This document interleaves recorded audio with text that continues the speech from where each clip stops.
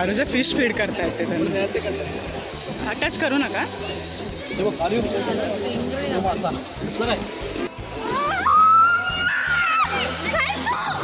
बसवड मग कशाला म्हणते मग कसा हात वाईट झाला हे शूट करते लिपस्टिक लावलंय बघ